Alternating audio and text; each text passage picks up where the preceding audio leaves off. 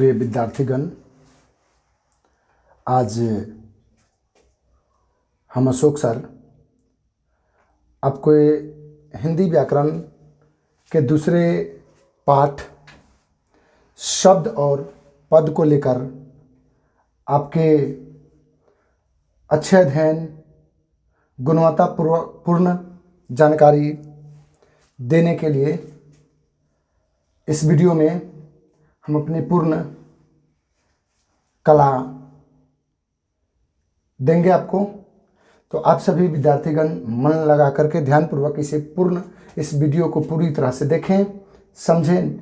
मेरी आशा है कि निश्चित रूप से आपको मेरी यह वीडियो पूरी तरह से समझ में आएगी और matric, inter, graduation, SSC, DElEd, STET, CTET इत्यादि कॉम्पिटिटिव एग्जाम्स में भी ये पाठ आपके लिए बहुत लाभदायी होगा। तो हम चलते हैं, आज हम लोग पढ़ेंगे शब्द और पद। देखिए, हमने पिछले क्लास में बताया था कि जिस प्रकार से वर्ण और अक्षर में कोई अंतर नहीं है, जिस चीज़ को हम वर्ण कहते हैं उसी को अक्षर कहते हैं, वैसे ही जिसे हम शब्द कहते हैं उसी को हम पद भी कहते हैं। यानी शब्द और पद में कोई अंतर नहीं है, शब्द भी कहा जा सकता है और उसे पद भी कहा जा सकता है। जैसे कि राम, हम यहाँ राम लिख दिए, राम एक शब्द हुआ और राम एक पद भी हुआ। ठीक है, तो चलते हैं शब्द और पद, इसीलिए शब्द एवं पद लिखा गया है पाठ का नाम। आपको पद कह क्या है तो समझिएगा एक ही, और शब्द कहें तो वही बात समझिएगा। तो आगे चलते हैं, हम लोग सब जानेंगे अब कि शब्द या पद किसे कहते हैं। ठीक है ना, तो ध्यान रखें कि शब्द पहले समझा जाए। शब्द बनता कैसे है? वर्ण के मेल से बनता है, और वर्ण का मेल हो माने एक से अधिक वर्ण मिले, और मिले तो कुछ अर्थ निकाले। जैसे कि मान लीजिए हम लिखे क एक वर्ण हो गया, ल भी एक वर्ण हो गया।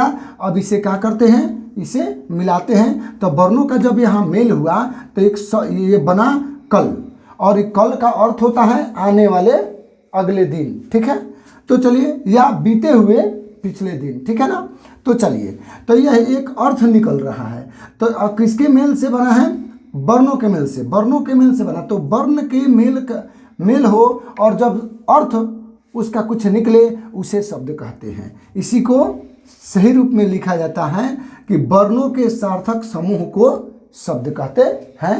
हमने संक्षेप में यहाँ लिख दिया है वर्णों के सार्थक समूह। वर्ण यानी अक्षर, अक्षर के समूह माने झुंड। तो एक दो, यहाँ दो हैं। ठीक है, अब देखिए, तो सार्थक समूह में है, एक से अधिक है समूह। सार्थक जिसका अर्थ कुछ निकले तो कल का अर्थ होता है। ठीक है ना, तो इस प्रकार से सार्थक समूह जो होगा, जो वर्णों यानी अक्षरों का सार्थक समूह होगा, उसे हम शब्द कहेंगे। जैसे गाड़ी, मकान, राम, इसमें कई वर्ण है। गाड़ी में भी कई वर्ण है, मकान में भी एक से अधिक वर्ण है, राम में भी एक से अधिक वर्ण है। तो जब एक से अधिक वर्ण मिले, समूह बनाए, और उस समूह का कुछ अर्थ हो, सार्थक का मतलब होता है जिसका कुछ अर्थ हो, उसे शब्द कहते हैं। ठीक है, तो हम लोग आज इसे जान लिए, शब्द किसे कहते हैं। परीक्षा में जब आए तो लिखेंगे वर्णों के सार्थक समूह को शब्द कहते हैं। अब हम लोग आएंगे, इससे आगे पढ़ेंगे शब्द कितने प्रकार के होते हैं। ये हमारी मन में बात आएगी कि शब्द कितने प्रकार के होते हैं। तो ध्यान रखने वाली बात है, शब्द ऐसा पाठ है जिसको अलग अलग आधार पर अलग अलग इसके भेद होते हैं। देखिए, शब्द के प्रकार यानी शब्द के भेद। तो ध्यान करें, अर्थ के आधार पर, उत्पत्ति के आधार पर, रचना या बनावट के आधार पर, और प्रयोग के आधार पर, इन चार चीजों के आधार पर शब्द के अलग अलग भेद होते हैं। तो ध्यान रखें, अर्थ के आधार पर यानी अर्थ निकालने के आधार पर देखा जाए तो शब्द के दो भेद होते हैं। वहीं पर उत्पत्ति या व्युत्पत्ति, व्युत्पत्ति या उत्पत्ति, उत्पत्ति माने जन्म लेना, उत्पत्ति जैसे हम लोग कहते हैं हम लोग की उत्पत्ति कहाँ हुई, तो इस धरती पर हुई। ठीक है ना, चलिए, तो उत्पत्ति के आधार पर यानी जन्म के आधार पर, यानी शब्द के जन्म के आधार पर। ठीक है, इसे जन्म तो नहीं लिखेगा परीक्षा में, परीक्षा में कहेगा उत्पत्ति या व्युत्पत्ति के आधार पर शब्द के कितने भेद होते हैं। तो जब भी एग्जाम में लिखे कि व्युत्पत्ति या उत्पत्ति के आधार पर शब्द के कितने भेद होते हैं, तो आपका आंसर होगा 4। ठीक है, अब आगे कभी परीक्षा में लिखे कि रचना के आधार पर, रचना कहिए या बनावट कहिए। ठीक है, जिसको हम लोग मैथ में कंस्ट्रक्शन पढ़ देते हैं। तो रचना के आधार पर या बनावट के आधार पर शब्द के कितने भेद होते हैं? तो रचना या बनावट के आधार पर शब्द के 3 भेद होते हैं। ठीक है। अब देखिए इसी प्रकार से प्रयोग के आधार पर शब्द के 2 भेद होते हैं। अब हमारी परीक्षाओं में मैट्रिक, इंटर, एसएससी, सीटेट इत्यादि किसी भी परीक्षा में पूछे जब प्रश्न, तो शब्द के भेद के बारे में पूछे तो हमें ये ध्यान देना होगा कि वहाँ अर्थ के आधार पर, व्युत्पत्ति के आधार पर पूछ रहा है, या रचना या बनावट के आधार पर पूछ रहा है, या प्रयोग के आधार पर पूछ रहा है, किस आधार पर शब्द के भेद पूछ रहा है, वैसे हमें जवाब देना होगा। तो ध्यान रखें, अर्थ के आधार पर शब्द के 2 भेद होते हैं, सार्थक और निरर्थक। ठीक है। अब हम जानना चाहेंगे कि अर्थ के आधार पर जो शब्द के 2 भेद होते हैं, सार्थक और निरर्थक। तो सार्थक किस शब्द किसे कहते हैं, निरर्थक शब्द किसे कहते हैं, समझा जाए इसके हम लोग। देखिए, सार्थक शब्द वह शब्द जिसका कुछ अर्थ निकले, जिसका कुछ ना कुछ अर्थ निकले, उसे सार्थक शब्द कहते हैं। जैसे हम लिख दे घर, घर घर कहते हैं तो होता है कि मकान। हम लिख दिए कलम, कलम तो कलम का कुछ अर्थ निकल रहा है। हम बोल रहे हैं घोड़ा, घोड़ा कहने से किसी जानवर का अर्थ निकल रहा है, तो ये सार्थक शब्द है, इसका कुछ ना कुछ अर्थ निकलता है, तो ऐसे शब्द को सार्थक शब्द कहते हैं। जबकि निरर्थक, निरर्थक शब्द का मतलब होता है, इसका निरर्थक का संधि विच्छेद होता है निह जोर अर्थक, निह जोर अर्थक। निह अर्थात नहीं, अर्थक अर्थात अर्थ वाला, जिसका अर्थ नहीं हो, जिसका कुछ भी अर्थ नहीं निकले, वैसे शब्द को निरर्थक शब्द कहते हैं। जैसे मान लीजिए यहाँ घर है, हम घर न लिख कर लिख दिया रघ, तो रघ का मतलब कुछ होता नहीं है भाई। रघ मैंने होता क्या है भी?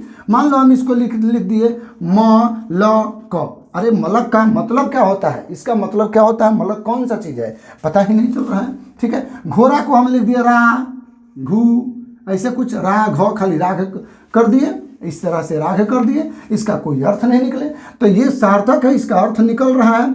यानी कि जिस शब्द का कुछ न कुछ अर्थ निकले उसे सार्थक शब्द कहते हैं, और जिस शब्द का कोई भी अर्थ नहीं निकले उसे निरर्थक शब्द कहते हैं। अर्थात शब्द के 2 भेद होते हैं, वह किसके आधार पर, अर्थ के आधार पर। परीक्षा में यदि पूछे अर्थ के आधार पर शब्द के कितने भेद, तो 2 भेद कौन कौन, सार्थक और निरर्थक।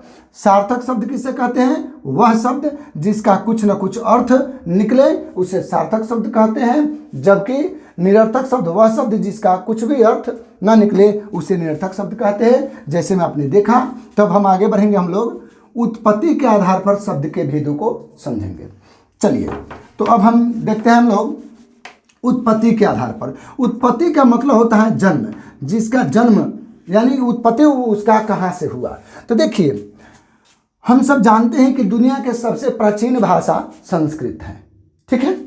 तो देखिए, उत्पत्ति के आधार पर शब्द के 4 भेद होते हैं। वो चारों भेद हैं तत्सम, तद्भव, देशज और विदेशज। यानी उत्पत्ति के आधार पर शब्द के 4 भेद, तत्सम, तद्भव, देशज और विदेशज। तो आते हैं हम लोग समझें कि तत्सम शब्द किसे कहते हैं, तद्भव शब्द किसे कहते हैं, देशज शब्द कैसे होते हैं और विदेशज कैसे होते हैं। आज हम लोग अच्छी तरह से इसे समझ लेंगे। देखिए, हम अपनी सरल भाषा में इसे लिख देते हैं, समझा देते हैं, ध्यान दें आप लोग। देखें, तत्सम का मतलब वह शब्द जो संस्कृत से निकला हो और वह जस का तस अभी बनी हुई हो, यानी उसमें कोई विकृति नहीं हुई हो। यानी संस्कृत के शब्द जिसका कोई विकृति, माने जिसका कोई दूसरा रूप, जिसका कोई विकृति नहीं हुआ हो, विकृत नहीं हुआ, विकार उसमें उत्पन्न नहीं हुआ हो। ठीक है, संस्कृत के शब्द। और तद्भव का अर्थ वह है जो संस्कृत से, चूंकि दुनिया की सबसे प्राचीन भाषा संस्कृत है, सबसे पहले अधिकांश शब्द संस्कृत में ही होते थे। अब संस्कृत से हट करके जब वह से निकल कर जब वह हिंदी में आ जाए, शब्द उस शब्द हिंदी में आए तो वह कहलाता है तद्भव। यानी संस्कृत से के शब्दों की जब विकृति होकर के हिंदी में आई है, उन शब्दों को हम तद्भव शब्द कहते हैं। अर्थात देखिए, तत्सम का मतलब कि वह संस्कृत के वह शब्द जो जस का तस रह गया, संस्कृत में ही रह गया, वह तत्सम हुआ। और संस्कृत के वह वे शब्द जो जो विकृत होकर यानी कि परिवर्तित होकर हिंदी में आए वो उस शब्द को हम तद्भव कहते हैं। देशज का मतलब होता है देसी भाषाओं में, यानी जिसको कहते हैं हम लोग लोकल भाषाओं में, ठीक है, लोकल भाषा में बोले जाने वाली शब्द को देशज शब्द कहते हैं। जो शब्द देसी भाषा में बोली जाती है, यानी देसी भाषा में हम बहुत सारे चीज़ों का अलग अलग नाम रखते हैं, वो सब देशज हैं। और विदेशज वैसे शब्द जो विदेशों से, दूसरे देश से जिसकी उत्पत्ति हुई और हम उसका प्रयोग हिंदी में करते हैं। वैसे शब्द जिसकी उत्पत्ति विदेश में हुई और उसका प्रयोग हिंदी में किया जाता है, तो वैसे शब्द को विदेशज कहते हैं। चलिए, विदेश में जिसकी उत्पत्ति हो, जिस शब्द की उत्पत्ति विदेश में हुई हो और उसका प्रयोग यदि हम हिंदी में करते हैं, हिंदी में होता है यदि उसका प्रयोग, तो उसे विदेशज कहते हैं। अब जैसे में कुछ शब्द लेंगे तब अच्छी तरह से हम लोगों को समझ में आएगी। जैसे देखते हैं, तत्सम शब्द को लेते हैं। तत्सम शब्द कैसे होते हैं? जैसे हम लिखते हैं भ्रम ये संस्कृत का शब्द है। रात्रि जिसका अर्थ होता है रात, ठीक है ना। इसी को हम अब आगे लिखते हैं, गृह लिख दें या क्षेत्र लिख दें। ये सब देखिए, ये सब संस्कृत के शब्द हैं और जस के तस हैं। देखिए, गृह संस्कृत का शब्द है, रात्रि हम इसके बदले रात भी लिख सकते थे। भ्रम का अर्थ होता है संदेह, क्षेत्र का मतलब होता है खेत, ठीक है। लेकिन ये संस्कृत के शब्द हैं और जस के तस हैं, संस्कृत में प्रयोग किए जाते हैं, तो इसे तत्सम शब्द कहेंगे। इसी जगह पर इसका तद्भव रूप कैसे हो जाएगा? भ्रम न कहते हम लोग कि आप भ्रम में पड़े हुए हैं, अर्थात आप संदेह में पड़े हुए हैं। तो देखिए, हम भ्रम न लिखकर यदि हम लिख दे संदेह, तो ये जो हो गया हम लोगों का तद्भव हो गया। तद्भव ये संस्कृत का शब्द और संस्कृत में ही है। और ये जो शब्द है संदेह, संस्कृत के शब्द का विकृत होकर के हिंदी में आया।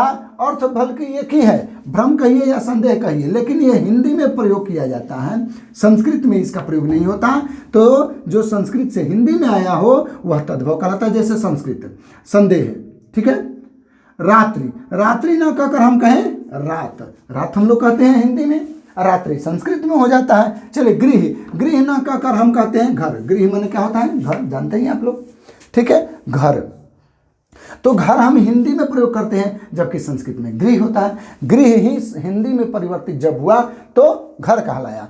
क्षेत्र को हम क्या कहा, यहाँ क्षेत्र संस्कृत में प्रयोग किया जाता है, जबकि हिंदी में उसी को खेत कह देते हैं, ठीक है। आगे देखते हैं, इसी के साथ और भी जैसे चीज हो जाते हैं, पत्र जिसे हम लोग हिंदी में चिट्ठी कह देते हैं। तो ये देखिए, यहाँ जो है संस्कृत के शब्द हैं, तो संस्कृत के वैसे शब्द जो जस का तस रह गया वह तत्सम, और संस्कृत के वैसे शब्द जो हिंदी में परिवर्तित हुआ, ठीक है, वो तद्भव कहलाया। अब रहा देशज और विदेशज। देशज यानी देसी भाषा, देश में यानी देसी माने देश में नहीं, यानी अलग अलग प्रांतों में, अलग अलग लोकेशन में बोले जाने वाली भाषाएं। जैसे कि हम लोग देसी भाषाओं में बोलते हैं कि बिलाई बोल देते हैं। बिलाई, अरे बिलाई होती तो है शब्द बिल्ली, हम लोग पढ़ते हैं हिंदी में बिल्ली, लेकिन बोलने के लिए हम लोग कहते हैं बिलाई।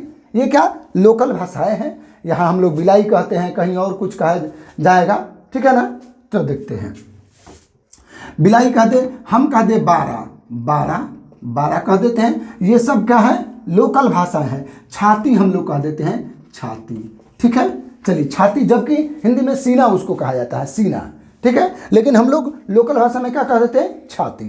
चलिए, तो इस प्रकार से हिंदी में यहाँ पेट कह देते हैं, पेट ये क्या है? लोकल भाषा में हम लोग इसे पेट कहते हैं, जबकि हिंदी में इसे पेट नहीं उदर कहा जाता है। तो देखिए, मान लीजिए ये कैसी भाषा है? लोकल भाषाओं में बोली जाती है, लोकल। अन्य प्रांतों में इस पेट को दूसरा कुछ शब्दों में बोले जाते हैं।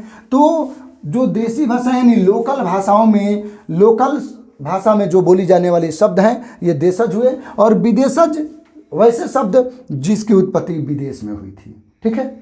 तो विदेश में हुई, लेकिन उसका उपयोग हिंदी में किया जाता है, उसका प्रयोग हिंदी लिखने पढ़ने में किया जाता है। जैसे हम लोग बहुत बार देखते हैं, हिंदी के किताबों में भी लिखा रहता है डॉक्टर, लिख देता है हॉस्पिटल, लिखा रहता है हॉस्पिटल, ठीक है। अच्छा, हॉस्पिटल, डॉक्टर, टिकट इत्यादि टिकट ऐसा शब्द हम प्रयोग करते हैं। हम जाते हैं स्टेशन पर तो देखते हैं लिखा रहता है टिकट घर। तो आप सभी जानते हैं कि टिकट अंग्रेजी शब्द है जिसका स्पेलिंग होता है TICKET ticket. Hospital HOSPITAL hospital. Doctor DOCTOR doctor. ये तो अंग्रेजी है ना, अंग्रेजी शब्द है, अंग्रेजी शब्द है। तो इसकी उत्पत्ति कहाँ हुई? इंग्लैंड में हुई। इंग्लैंड में इस शब्द की उत्पत्ति हुई, लेकिन इसका प्रयोग क्या हिंदी की किताबों में नहीं होती है? होती है, हिंदी भाषा में होती है। तो इसकी उत्पत्ति इंग्लैंड में हुई यानी विदेश में हुई, लेकिन इसका उपयोग हिंदी में होता है। तो ऐसे शब्दों को हम विदेशज शब्द कहते हैं। अरे नाम से ही पता चलता है विदेशज। विदेश माने विदेश, जो माने जन्म लेने वाला। जिस शब्द का जन्म विदेश में हुआ हो, देश माने देश में यानी लोकल जगह पर, जो माने जन्म लेने वाला। ठीक है। तत्सम तद्भव, तत्सम का मतलब जो संस्कृत से संस्कृत में ही रह गया हो वो तत्सम, और जो संस्कृत से हिंदी में परिवर्तित हो गया वो तद्भव। हमें आशा है कि आप सभी विद्यार्थीगण को उत्पत्ति के आधार पर शब्द के जो 4 भेद होते हैं, तत्सम, तद्भव, देशज और विदेशज, सब में अंतर और सबकी परिभाषा समझ में आ गई होगी।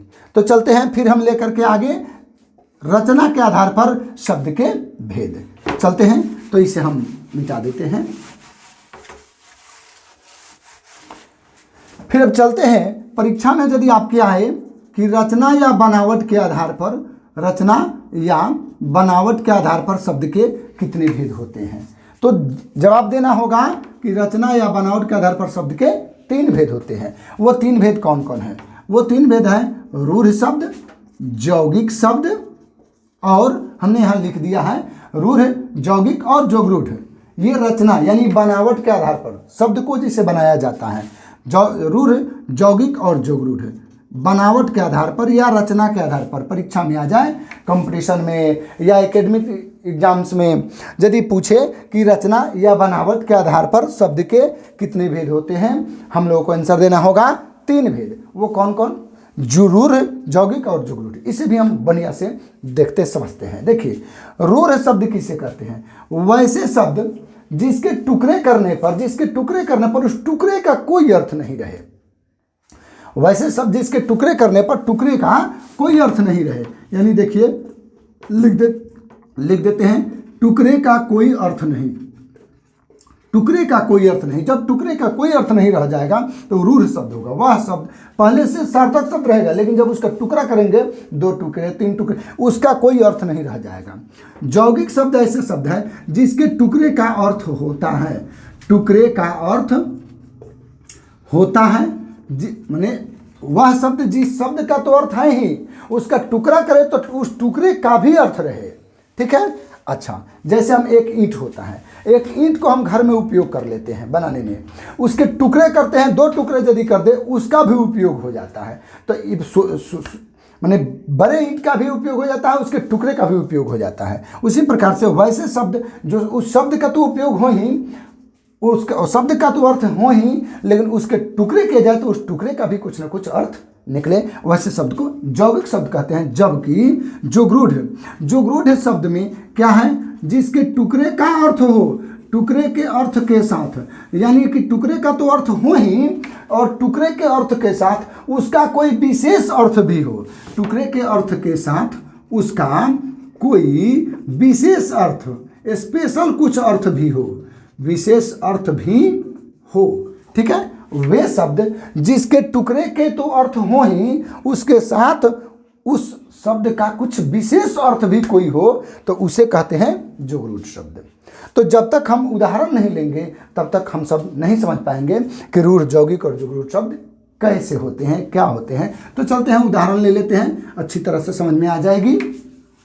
रूढ़ शब्द देखें, जैसे मान लीजिए हम लिख दिए कल लिख दिए, हम लिख दिए पल, फिर लिख दिया हमने घर, ठीक है, फिर लिख दिए घोड़ा। अब ये मान लीजिए ये शब्द है, शब्द तो ये है लेकिन ये रूढ़ शब्द है। कैसे? क्या पर है? जिसके टुकड़े का कोई अर्थ नहीं। अर्थात देखिए, कल का तो अर्थ है, पल, घर, घोड़ा, सबका तो अर्थ है, लेकिन इसका टुकड़ा यदि करें तो उस टुकड़े का कोई अर्थ नहीं आएगा। जैसे कल का टुकड़ा कर दे क और ल अलग अलग, तो का मतलब क्या होता है? कुछ नहीं होगा। ल मने क्या होता है? कुछ नहीं। यानी टुकड़े को अलग अलग कर देते हैं तो कोई अर्थ नहीं। पल है, एक में है तो अर्थ है, पल यानी क्षण, ठीक है।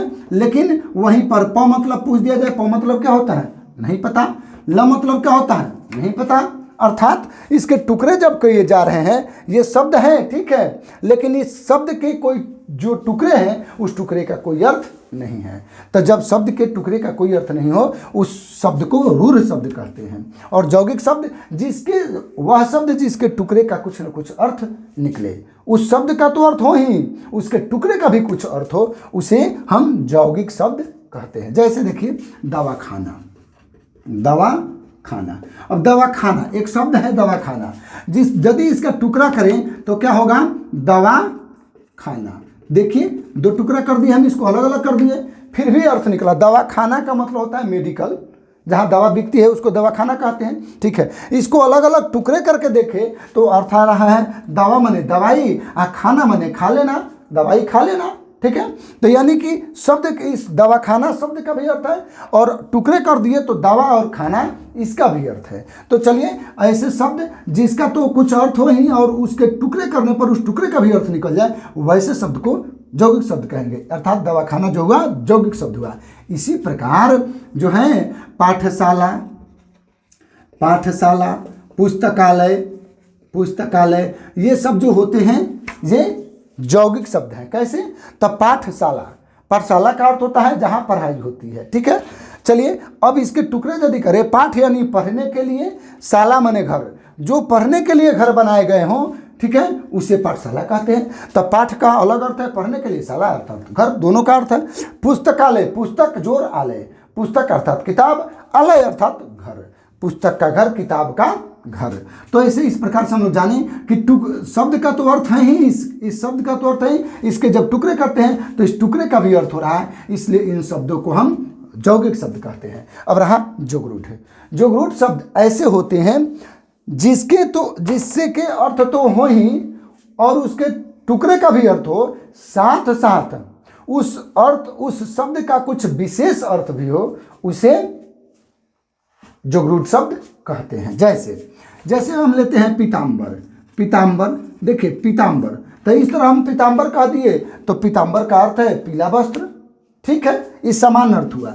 लेकिन इसके टुकड़े यदि किए तो टुकड़ा में होगा पीत जोर अंबर, पीत जोर अंबर, पीत अर्थात पीला, अंबर अर्थात कपड़ा, पीला कपड़ा, पीला वस्त्र। तो देखिए पीताम्बर का अर्थ हुआ पीला वस्त्र, अलग किए तो भी पीला और वस्त्र अलग अलग हो गया। तब पीत का भी अर्थ हुआ, पीत मने पीला होता है, अंबर मने वस्त्र होता है। अलग अलग शब्द किए तो दोनों शब्द का अलग अलग अपना अर्थ है। एक में कर दिए तो पीला वस्त्र, ये अर्थ हो गया। और इसका विशेष अर्थ क्या हुआ, इस शब्द का तो अर्थ है ही, इस टुकड़े जो हुआ टुकड़े का भी अर्थ है, और पूरे ही पीताम्बर का विशेष अर्थ होता है पीताम्बर अर्थात भगवान विष्णु, भगवान विष्णु। पीताम्बर किसे कहा जाता है आप सभी जानते होंगे, या न जानते होंगे तो समझें। पीताम्बर यानी भगवान विष्णु को पीताम्बर कहा जाता है। देखते हैं भगवान विष्णु पीले वस्त्र धारण करते हैं। उसी प्रकार से हम लोग कहते हैं श्वेताम्बर, श्वेताम्बर कह सकते हैं, ठीक है। हम लोग बिना पानी कह सकते हैं, हम लोग लंबोदर कह सकते हैं। ये सब जो शब्द हैं जोगरूढ़ शब्द हैं। कैसे, फिर से थोड़ा सा समझे। लंबोदर ले लेते हैं, लंबोदर, लंबोदर के जब टुकड़े करेंगे तो लंबोदर जिसका पेट लंबा हो, लंब मने लंबा, उदर मने पेट, जिसका पेट लंबा हो, ठीक है। समान अर्थ तो हुआ कि जिसका पेट लंबा हो, और अलग अलग टुकड़ा करे तो लंब मने लंबा, उदर मने पेट। दो टुकड़े किए, लंबोदर के दो टुकड़े किए तो दोनों टुकड़े का भी अर्थ है लंबा, इसका अर्थ है लंबा, इसका अर्थ है पेट, दोनों टुकड़े का भी अर्थ है। और इस लंबोदर का विशेष अर्थ होता है, इस लंबोदर शब्द का प्रयोग हम लोग हिंदी में जब करते हैं तो हमें ध्यान आता है गणेश भगवान का, श्री भगवान गणेश का, ठीक है। तो लंबोदर भगवान गणेश को कहते हैं। इसी तरह बिना पानी, बिना पानी, देखिए हम लोग शुद्ध नहीं बोल पाते हैं हिंदी में। देखिए हम लोग बड़ी शर्म की लगती है जब हम ये महसूस करते हैं और ध्यान करते हैं तो देखते हैं कि हम हिंदुस्तानियों को शुद्ध हिंदी बोलने नहीं आती है, बड़ी दुख होता है। तो इसीलिए उद्देश्य को लेकर के हमने एक लक्ष्य को लेकर के हम प्रयास करें कि हम अपने हिंदुस्तानी भाई बहनों को शुद्ध हिंदी सिखाने का प्रयास करें। इससे भी यदि हमारे माँ भारती, हमारे हिंदुस्तान का कुछ ऋण, हमारे ऊपर जो ऋण है वो ऋण कुछ कम हो मेरे ऊपर, तो अच्छा होगा। तो हम चाहते हैं कि हम कुछ अपने भाई बहनों को हिंदी शुद्ध शुद्ध बताने का प्रयास करें। तो हम इसे पढ़ेंगे बीरा पारी, औरा है ये, औरा ट ठ ड ढ औरा, बीरा पारी।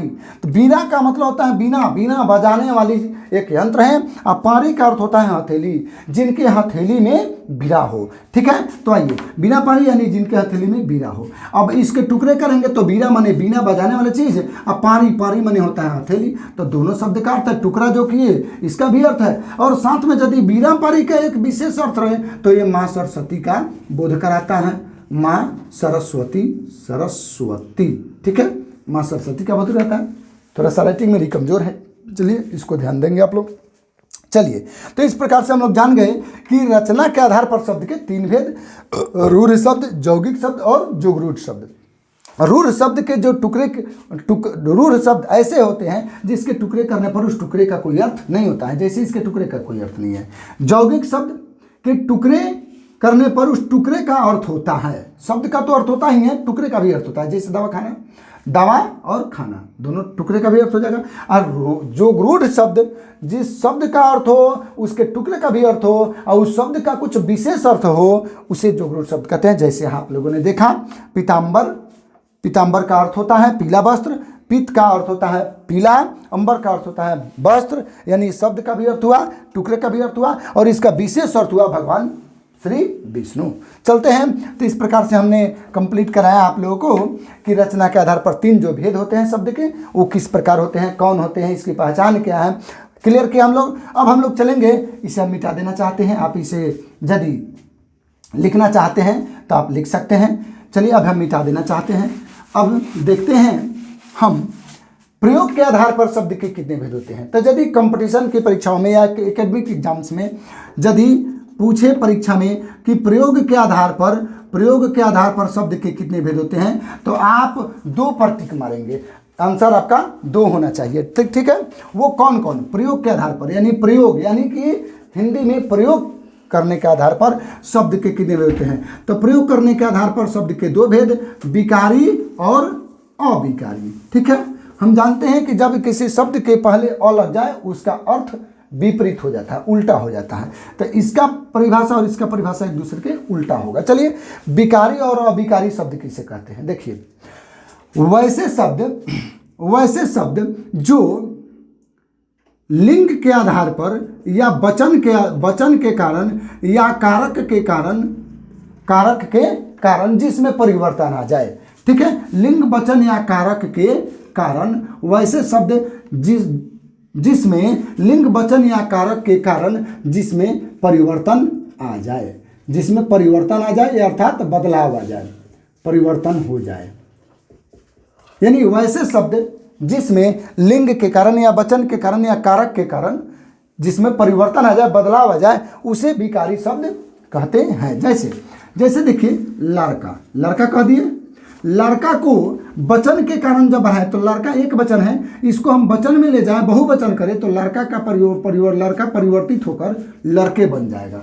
ठीक है, इसी प्रकार से लड़की, तो लड़की वचन के कारण, यानी जब लड़की का बहुवचन बना देगा तो लड़की की जगह पर हो जाएगा लड़कियां, तो लड़की का लड़कियां हो गया, बूढ़ी का बुढ़िया हो गया।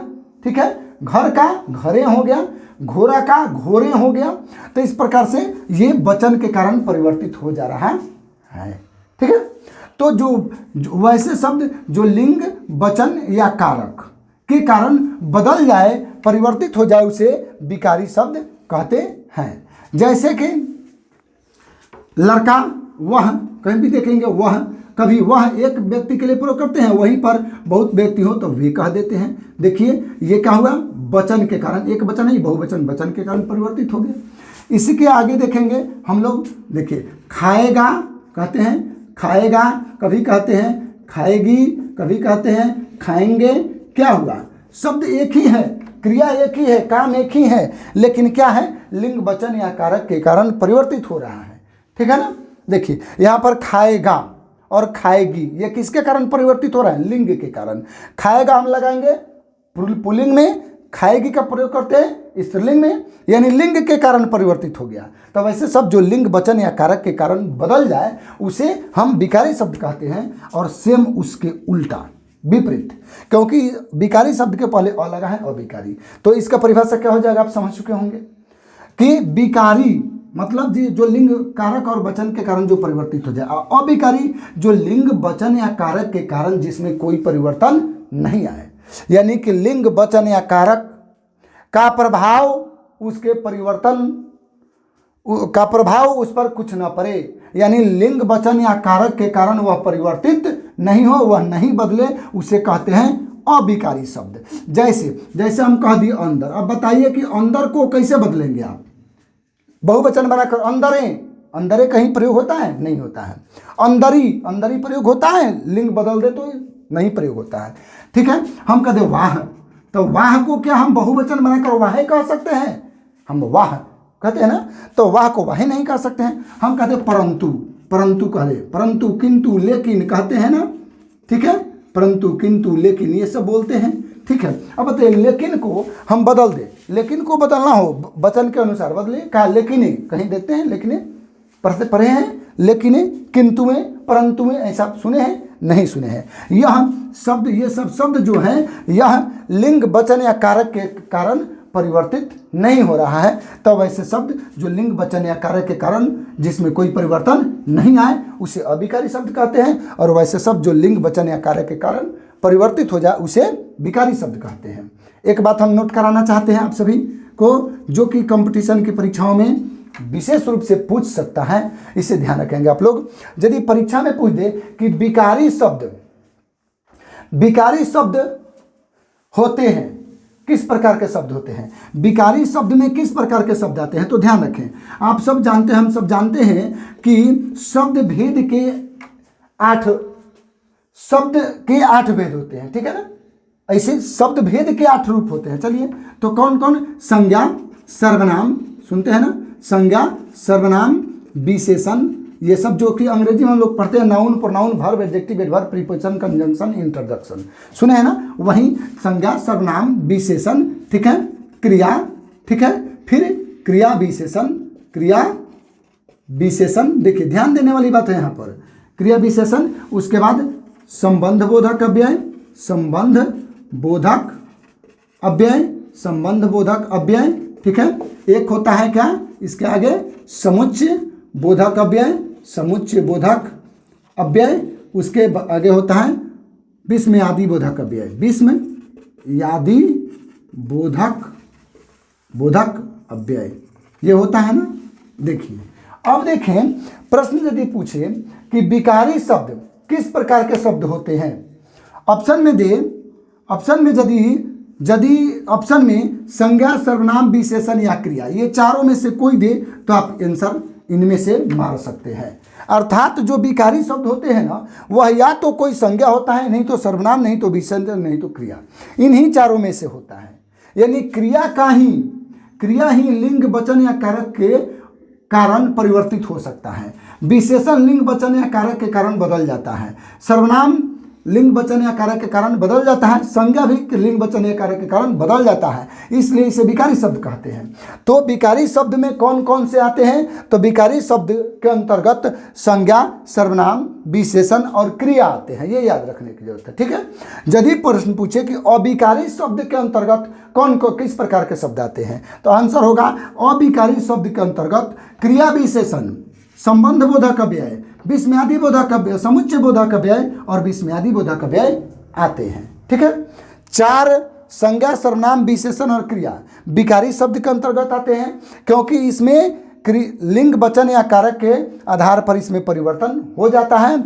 और अविकारी शब्द जो होते हैं, इसके अंतर्गत, अविकारी शब्द के अंतर्गत क्रिया विशेषण, समुच्चय बोधक अव्यय, संबंध बोधक अव्यय और विस्मयादि बोधक अव्यय आते हैं, क्योंकि क्रिया विशेषण, संबंध बोधक अव्यय, समुच्चय बोधक अव्यय और विस्मयादि बोधक अव्यय में लिंग वचन या कारक के कारण कोई परिवर्तन नहीं होता है। तो इस प्रकार से हम कंप्लीट आपको किए। आप सभी, हमें आशा है कि आपको हमारी ये वीडियो समझ में आई होगी और शब्द एवं पद, यह पाठ पूर्ण रूप से आपको समझ में आ गई होगी। और हमें आशा है कि कॉम्पिटिटिव एग्जाम्स या academic exams, matric, inter, SSC, DElEd इत्यादि एग्जाम्स में कोई भी प्रश्न अब आपसे नहीं छूट पाएंगे।